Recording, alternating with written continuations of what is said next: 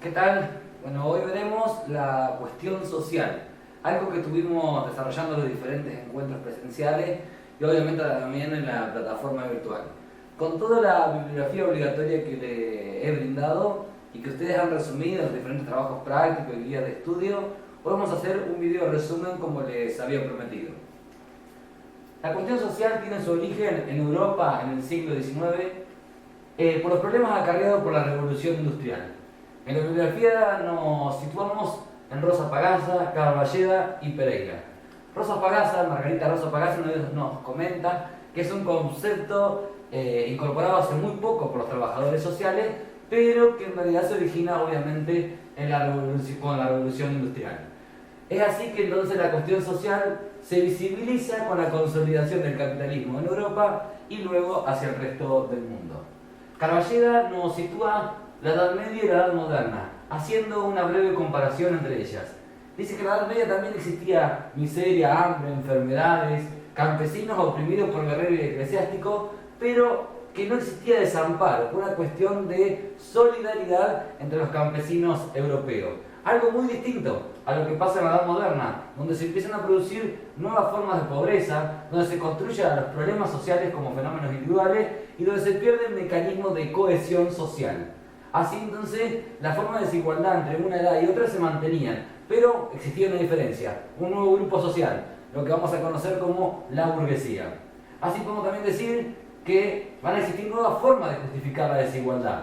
La culpa de la pobreza es del individuo, el sujeto es el causante de su padecimiento, algo que luego tendría como consecuencia el encierro de los pobres por considerarse esto la criminalización de la pobreza en términos científicos, por así decirlo.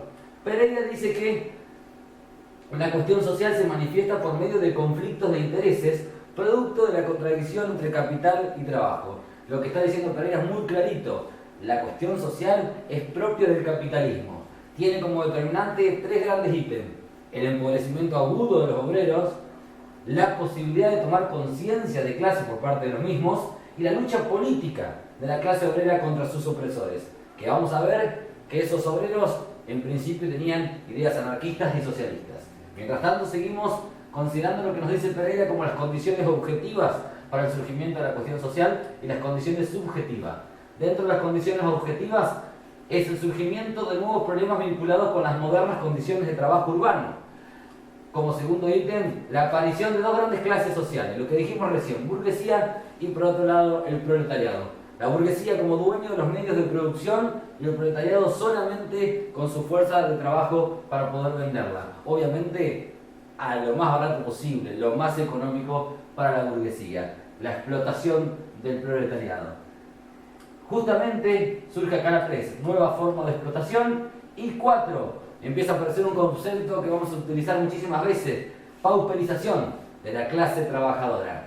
En las condiciones subjetivas podemos decir que está, en primer ítem, la conciencia de la clase trabajadora, de una clase en sí a una clase para sí, de afuera hacia adentro. En segundo ítem aparece como la solidaridad de clase, manifestada donde en la organización de los trabajadores. Tercer lugar, la inscripción de demanda de trabajadores en el plano político de los gobiernos. Y cuarto, podemos decir que se reconoce que el pauperismo del que habíamos hablado no es un estado natural, por eso es posible de enfrentamiento y superación. Pauperismo como estado extremo de pobreza, siempre hablando de la clase trabajadora. ¿Cómo se presenta la cuestión social? La cuestión social no se presenta como contradicción, sino que en cada época, como vimos en clase, se particulariza en lo que llamamos problemas sociales. Un término muy hablado en la actualidad, en el cotidiano de los medios de comunicación, pero que muchas veces no sabemos identificar. Nosotros como trabajadores sociales tenemos que saber que los problemas sociales son una expresión del modo en que se interroga, se interpreta y se resuelve la cuestión social. Si queremos desglosar el término, podemos hablar de que un problema es un asunto, digamos, que implica algún tipo de inconveniente que va a exigir, obviamente, una solución. Eso en cuanto a problema. En cuanto a social, nos remite a un grupo, a una comunidad, a un sujeto plural. entonces podemos definir el problema social como que las situaciones que impiden el desarrollo de una comunidad o de un sector de ella. ¿Cuándo va a surgir un problema social? Un problema social va a surgir cuando muchas personas no logran satisfacer sus necesidades básicas. Esto lo veremos en la segunda unidad cuando hablemos de indicadores de NBI, necesidades básicas insatisfechas. Acá tiene que intervenir obligatoriamente el Estado y también, ¿por qué no, las ONG? El método para explicar los problemas sociales según los defensores del capitalismo, ¿cuál es? La teoría de las desgracias personales, lo que hablábamos recién. El sujeto es el causante de su padecimiento, de su sufrimiento. Acá se ven donde los dichos populares que la gente comenta en el cotidiano. Unos nacen estrellas y otros estrellados. Las cosas pasan porque tienen que pasar. Y fíjate de quién es hijo, pobre. Esto es funcional al capitalismo. Esto habla del determinismo. Algo que todo ya está escrito y que todo está determinado. El destino está marcado. Obviamente, una teoría que es totalmente funcional al capitalismo, donde las desgracias se explicarían por cuestiones netamente personales, donde el sistema capitalista no tendría nada que ver. El rol del Estado, por tratarse de cuestiones públicas, el Estado tiene la responsabilidad y la obligación de solucionar dichos problemas. Sin embargo, la resolución de la cuestión social puede ser atender una cuestión, descalificar la cuestión, relegar la cuestión al olvido o también reprimir a los actores envueltos en la cuestión. Ahora bien, estamos hablando de cuestión social, pero no lo hemos definido.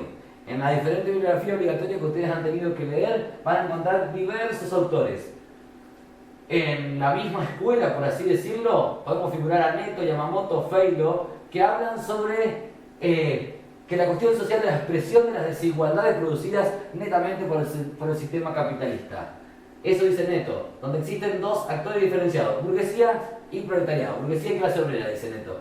Yamamoto y Carvalho, también coincidiendo con Netto, dice que son las expresiones del proceso de formación y desarrollo de la clase obrera y de su ingreso al escenario político de la sociedad. Podríamos decir que Yamamoto y Carvalho le agregan la inserción de la clase obrera al plano político, algo que llevó en su época verdaderas controversias que ya vamos a ver más adelante en el video que estamos grabando.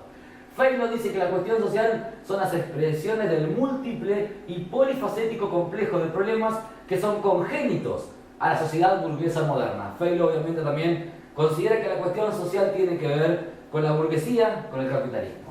Morris dice que es la totalidad de consecuencias sociales, laborales e ideológicas ¿de qué? De la industrialización y la urbanización naciente. Margarita Rosa Pagasa, siempre tan clara y precisa, nos dice: son manifestaciones de la cuestión social contemporánea la vulnerabilidad, el empobrecimiento, la fragmentación, la marginalización, la desocupación, la precarización del trabajo. Esto conlleva a sentimientos como frustración, desesperanza y un mecanismo que vamos a estar viendo en las diferentes clases virtuales y presenciales, la desintegración social. Zimmerman nos dice que la cuestión social es el conjunto de consecuencias del proceso de inmigración masiva, urbanización e industrialización que transformó a nuestro país, entre los que se encontraron problemas relacionados a ¿qué? Vivienda, salud pública, el aumento de la criminalidad urbana, la protesta obrera, sabiendo que los obreros venían de Europa con ideas anarquistas y socialistas, y el surgimiento de nuevas corrientes ideológicas, justamente esto, que desafiaban la validez de las instituciones políticas y económicas vigentes en ese momento. Kinnerman nos plantea algo muy sencillo, pero que está bueno recordar. Lo hablamos en el encuentro presencial. Nosotros los trabajadores sociales no somos curadores de los problemas sociales, no otorgamos recetas, tampoco somos expertos que creemos saberlo todo. Somos educadores sociales que creamos alternativas. La pregunta acá es el cómo, trabajando interdisciplinariamente, siempre con la capacidad de resiliencia, proponiendo y ejecutando políticas sociales y nunca dejando de lado algo que es fundamental para un trabajador social. Nos nombra nuestra colega Olga Páez de la Universidad Nacional de Córdoba, que es reconocer a los individuos como sujetos de derecho. Sin reconocer a los individuos como sujetos de derecho, nuestra labor profesional será nula, diríamos. Será tan solo, o mejor dicho, simplemente nula. Gustavo Parra nos habla de que la cuestión social como cuestionadora del funcionamiento del sistema social genera múltiples estrategias. ¿Para qué? Enfrentarla, acallarla, naturalizarla, disminuirla o incorporarla. Esto que dice Parra lo debatiremos en un foro de debate en los próximos días. Debatiremos esto que estamos viendo en pantalla. Hoy, en la Argentina de hoy, en la actualidad, la cuestión social se acalla mediante medidas represivas, se neutraliza mediante la convicción de que es parte del orden dado, se disminuye mediante reformas parciales en relación a los problemas emergentes o se incorpora realizando modificaciones del orden social vigente. Veremos en ese foro de debate cuál de estas estrategias que nombra Gustavo Parra es la que se utiliza desde el gobierno nacional para enfrentar a la cuestión social. Bien, siguiendo con la cuestión social, tenemos que ir a Castel, en un libro más que conocido, que es La metamorfosis y la cuestión social. Castel dice que esto no es metáfora cuando habla de metamorfosis. Metamorfosis es, digamos, sinónimo de alteración, forma, por lo que sería el proceso por el cual un objeto o una entidad cambia de forma, es decir, se transforma. Él dice que no es metáfora, ¿por qué? Porque esto hace temblar las certidumbres y recompone todo el paisaje social. La cuestión social es entonces la política fundamental, a través de la cual una sociedad experimenta el enigma de su cohesión y trata de conjurar el riesgo de su fractura, agregando que es el desafío que interroga, que pone en tela de juicio la capacidad de una sociedad de existir como conjunto ligado por relaciones de interdependencia. En definitiva, lo que dice Castel es que la cuestión social aparece allá por primera vez en 1830, donde se produce nada más y nada menos la toma de conciencia de las condiciones de vida de las poblaciones, que eran agentes y víctimas de la revolución industrial, apareciendo nuevamente el concepto de pauperismo. Así que Castel lo sitúa, digamos, la cuestión social se hace visible cuando se toma la conciencia de las condiciones de vida de los obreros. Castel nos habla de que se produce allí un divorcio entre lo político y lo económico. Por lo político existía el reconocimiento de derechos, pero dentro de lo económico existía miseria. Ahí en el medio, justo en el medio, entre lo político y lo económico, se ubica lo social. Consiste en que en sistemas de regulación, digamos, que no son los del mercado, instituidos, creados, para tratar de llenar esta brecha entre lo político y lo económico. La aclaración que hace Castel es muy sencilla. Antes de la dimensión de lo social ya existía. ¿Por qué? Había una represión del vagabundeo y la obligación de trabajar por parte de los mismos. La cuestión social, dice Castel, se plantea explícitamente en los márgenes de la vida social, pero ojo, pone en cuestión al conjunto de la sociedad.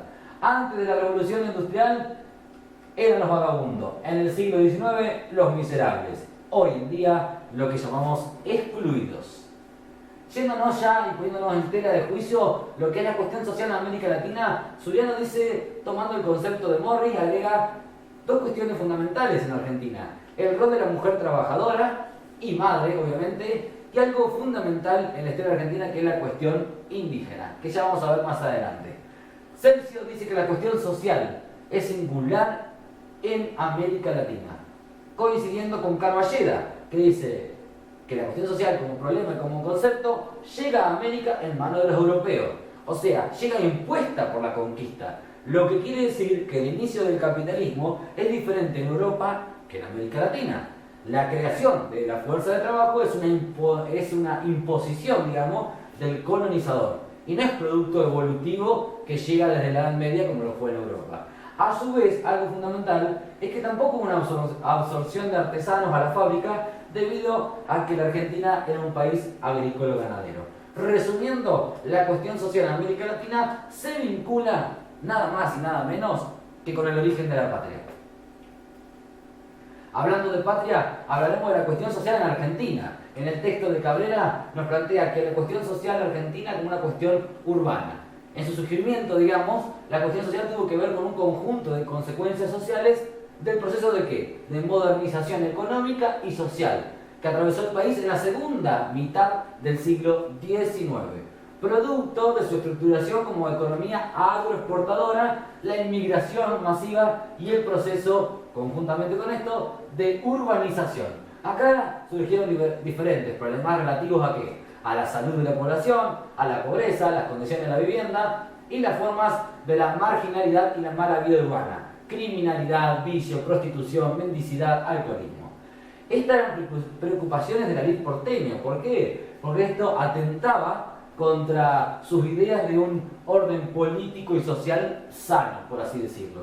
Hablábamos de la salud. La salud, como parte de la cuestión social en Argentina, se vincula con una serie de epidemias que terminan con la de la fiebre amarilla ya en 1871 y que azotan en Buenos Aires todavía en la década del 90. La enfermedad dejó de limitarse a un conjunto de problemas individuales para devenir en un problema social, dice Arnus. En 1900 surge, digamos, lo que se conoce como un crecimiento poblacional increíble debido a un aluvión inmigratorio de Europa. Empiezan a llegar los inmigrantes de manera masiva y ¿esto qué hace? Provoca diferentes consecuencias. Obviamente el hacinamiento de la población urbana y la proliferación, digamos, de formas habitacionales insalubres como conventillos y casas de inquilinato. Por esto se da lo que se llama en esa época la ciudad higiénica, es decir, se construyen obras de saneamiento, redes de agua potable y cloaca. La vivienda de los pobres, ya que hablábamos hoy de las condiciones de vivienda, pasó a convertirse como un problema social central. ¿Por qué? Por la peligrosidad epidémica que tenía esto. ¿Qué se hacía? Se intervenía desde la policía sanitaria, se dice. ¿Con qué mecanismo? Inspecciones domiciliarias, aislamientos de enfermos y desinfección de hogares. Esto afectaba los derechos individuales, ya que implicaba la injerencia del Estado, digamos, ¿en dónde? En el ámbito familiar, lo cual generaba ciertas tensiones, situaciones de violencia y demás. El delito social por excelencia de esa época era la mendicidad y el vagabundeo, debido a que el mercado laboral capitalista abría supuestamente la capacidad de trabajar. Todo el mundo podía trabajar y el que no lo hacía era simplemente por su decisión, porque no quería. Eso era la idea según los defensores del capitalismo. Así que se convierten los delitos por excelencia en la mendicidad y el vagabundeo. Dos estrategias de intervención en el plano social es lo que Suriano denominó la política social sin Estado o filantropía. Ya veremos lo que es la sociedad de beneficencia. Y las prácticas sociales también del higienismo y la criminología positiva. La práctica social del higienismo, lo que decíamos recién, inspecciones domiciliarias, aislamiento de enfermos y desinfección de hogares, cuando estaba hablando yo de lo que era la policía sanitaria. Seguimos con la cuestión social en Argentina, en este caso con lo que nos está comentando la colega Margarita Rosa Pagasa. Dice que la cuestión social en nuestros países empieza no solo con la instalación del capitalismo, sino también con el problema indígena y el problema del negro planteado desde la colonia. En Argentina los indígenas fueron exterminados por grandes campañas llamadas lucha contra la barbarie para poder instaurar un capitalismo denominado progresista con una élite liberal. Hay algo particular en la cuestión social argentina. Nada más y nada menos que el proceso de constitución de la clase obrera con mano de obra inmigrante. La mayoría, quiere decir esto, de los obreros en esa época eran inmigrantes de España, de Italia y de diferentes lugares de Europa. Todas las zonas más pobres de Europa, por eso vinieron también con ideas anarquistas y socialistas. La concentración urbana trajo como manifestación de la cuestión social la aparición de un conjunto de necesidades básicas de los inmigrantes y también obviamente de los nativos asalariados respecto a vivienda, salud y demás. Sociedad de Beneficencia, fundada en 1823 por Bernardino Rivadavia. En esta época, la acción social del Estado se impulsa, ¿desde dónde? Desde esta sociedad. Las damas de la oligarquía, que eran quienes estaban a cargo de esta sociedad, miraban la situación de pobreza desde una perspectiva religiosa. Ellos hacían el bien por amor a Dios. Haciendo el bien, haciendo caridad y filantropía, lo que lograban era insertarse, digamos, comprar las puertas del cielo, ¿no? Por alguna forma, por así decirlo. Desarrolló su accionar, la sociedad de beneficencia, en los campos educativo, asistencial sobre todo, y hospitalario. La metodología era una separación entre los perdidos para la sociedad, que esto era por encontrarse en los más bajos fondos de la miseria. Con esto no era posible ejercer una acción positiva de mejoramiento social. Estos eran los enfermos que carecían de todo recurso. Con eso no trabajaba la sociedad de beneficencia, sino que trabajaba con la población merecedora con legitimidad para ser asistida, los que eran pobres. La caridad tuvo como foco de atención a los caídos en desgracia, los pobres honrados, quienes disponían al menos, según las damas de la oligarquía, de ciertas virtudes morales. Estos eran los enfermos que, aptos aún para el trabajo, poseían un recurso propio o reciben auxilio de su familia o sociedades particulares. Lo que quiere decir que ya existía en esa época una metodología, una clasificación de los pobres. La acción social se traduce en eficiencia, lo cual esto implica un sesgo moralizador y secundario, donde digamos, se interponía una relación vertical, ¿no? Donde una relación de tutelaje, por así decirlo, que más que de responder a las demandas de la población, respondía, digamos, a la necesidad de disciplinamiento de la sociedad para consolidar un estilo de dominación oligárquica y liberal. La cuestión social en Argentina durante la segunda mitad del siglo XIX y comienzos del XX era la distribución de áreas y tareas, como dijimos anteriormente en el anterior cuadro, digamos. La sociedad de beneficencia se encargaba del problema de las mujeres abandonadas, los niños huérfanos, enfermos y ancianos. El higienismo, como bien dijimos, las enfermedades físicas y sociales, la criminología positivista, la mala vida urbana. Hablamos ya un poquito del inmigrante peligroso. Cabrera nos comenta en su texto que a fines del siglo XIX y principios del siglo XX, los peligrosos pasaron a ser los inmigrantes. Esos habían bajado del barco y se transformaron en una amenaza para la sociedad. Ponían en tensión algo fundamental, la cuestión de la construcción de la nación. Por eso decíamos que la cuestión social tenía que ver con la cuestión, en América Latina, con una cuestión de la patria. Y entonces, en ese momento, se da lo que se llama la política de fomento a la migración en nuestro país.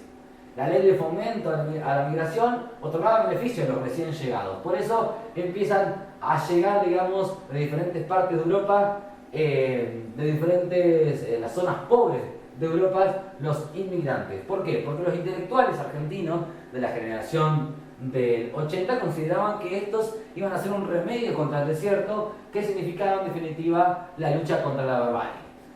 Los inmigrantes eran la civilización, había una imagen, digamos, del europeo trabajador asociado a una idea de progreso.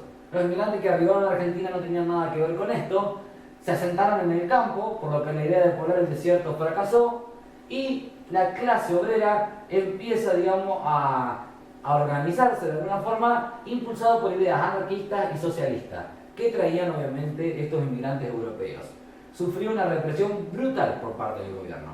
Acá cabe una aclaración entre anarquistas y socialistas. Anarquistas proponían la huelga general y una acción directa. Rechazaban la lucha electoral como método de lucha política y cuestionaban al Estado como institución legítima. En cambio, los socialistas, nos dice Isuani, aceptaban el ámbito del Parlamento como escenario de lucha política y pregonaban por el mejoramiento de las condiciones de vida de los trabajadores. Así surgen en 1902 y 1910, la ley de residencia y la ley de defensa social. La ley de residencia tenía un claro objetivo: poder expulsar del país a aquellos inmigrantes que se presentaban como peligrosos para el orden de la sociedad. Así muchos dirigentes fueron deportados con esta ley, pero en realidad el anarquismo no se debilitó. Nos comenta Germani, deseaban integrar a los inmigrantes, pero no compartir el poder con ellos. En 1910 se da lo que se llama la Ley de Defensa Social. Se prohíbe la entrada al país de condenados anarquistas y de aquellos que hubieran sido expulsados anteriormente. También se prohíbe la asociación o, digamos, reunión de personas que pretendieran propagar las doctrinas anarquistas. Esto como considerar al inmigrante peligroso según Cabrera en esa época. Podemos decir que existió en nuestro país la democracia restringida. Borón y Celcio no hablan de esto. Borón nos dice que el Estado oligárquico era liberal porque sancionaba la igualdad de los ciudadanos, garantizaba libertades básicas, garantizaba la propiedad individual. Quiere decir, muy clarito está acá, sin embargo, dice todos estos rasgos liberales chocaban con el carácter exclusivista y de democracia restringida de la oligarquía dominante. Sí, digamos, era liberal desde lo político, por así decirlo, pero en realidad, en cuanto a la democracia, seguía siendo totalmente restringida y exclusivista. Celcio dice que ya en el siglo XVIII, en el Cabildo, los integrantes de alguna nueva clase social, en ese momento comerciantes, estancieros y clérigos, que ocuparon la mayor parte de los cargos decisorios. Ya en ese momento existía también una idea restringida de ciudadanía. Todo esto pasa a cambiar de a poco con la Ley Sáenz Peña en 1912, que instala un nuevo sistema de sufragio, que es el voto universal, e implica la integración al sistema político de gran parte de la población. Permite la Ley Sáenz Peña, una vez sancionada, la llegada del radicalismo al poder en 1916. la Unión Cívica Radical, compuesta en ese entonces por sectores medios, pequeños productores, comerciantes, hijos de inmigrantes. Bueno, el factor negativo que tuvo esta ley Sáenz Peña es que apenas abrió el sistema político a grupos propietarios de clase media, digamos, trabajadores también oriundos de nuestro país, dejando afuera nada más y nada menos que a la amplia población de obreros que eran en su mayoría inmigrantes. La élite no miraba con muy buenos ojos la ley Sáenz Peña, es más, decía que esto produciría la decadencia nacional, el encumbramiento de la inferioridad y la ignorancia. Y decían ellos que el peligro extranjero y la democracia de masa se construirían como riesgo para la cohesión social. Por eso en 1930 se da un golpe de Estado, estaba Irigoyen en el poder y Uriburu asume como presidente provisional. El movimiento obrero, que en principio estaba a favor del golpe, pero rápidamente pasa a la oposición, hace que luego se funde la CGT y empieza a haber mano dura por parte del Estado, interviniendo puertos para desarmar el control sindical y deportando dirigentes anarquistas o comunistas. Hasta hubo incluso fusilamientos. Más adelante en el tiempo, yéndonos bastante adelante en la línea del tiempo, hablaremos del peronismo. Según Perón, la cuestión social implicaba que los trabajadores tenían derecho a gozar de la seguridad social, rechazando esa visión asistencialista propia de la sociedad de beneficencia, digamos. Los trabajadores debían acceder a los derechos solo por su condición de tales, digamos. Por eso podemos decir, y según también los autores que hemos trabajado, que es más pertinente utilizar el concepto de Estado social que de Estado de bienestar cuando nos referiremos, digamos, a los periodos peronistas en nuestro país. Esto se inicia en 1945, donde trabajadores en la Plaza de Mayo exigen por el retorno de Perón, 17 de octubre de 1945, obligando a los militares a restituirlo. Estas masas fueron nombradas en su momento como los cabecitas negras, los descamisados, un aluvión zoológico, decían, en claro rechazo a qué, a su falta de cultura, a su color de piel y su ser plebeyo. Estos hechos dieron visibilidad, digamos, a la cuestión social para todos los actores involucrados. El peronismo, podemos decirlo, lo dice en realidad Feldman, Goldberg e Isuani, que son los periodos de masificación de la seguridad social en Argentina. Se amplía la cobertura y se establecen nuevas protecciones sociales, digamos. El modelo económico era post-keynesiano, que era estimular el mercado interno a través del proceso de sustitución de importaciones, como aumentando el salario, fijando precios máximos y también con otras medidas en cuanto a los derechos laborales. Sindicaro nos habla de esto: aguinaldo anual, vacaciones pagas, indemnizaciones, reglamentación de trabajo insalubres, pensiones y jubilaciones, asignaciones familiares y percepción de haberes en caso de enfermedades del obrero. En resumen, el peronismo favorece a la clase obrera y a la población mediante el desarrollo de infraestructura hospitalaria y política de prevención en salud. Política de desarrollo de viviendas también, muy conocido, y la ampliación del acceso a la educación pública de los sectores obreros, que hasta entonces era más que complicado. El ingreso, digamos, de los obreros al sistema educativo formal.